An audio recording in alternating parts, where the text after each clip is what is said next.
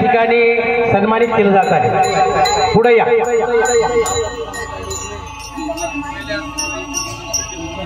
समोर बघा, फोटो काढा।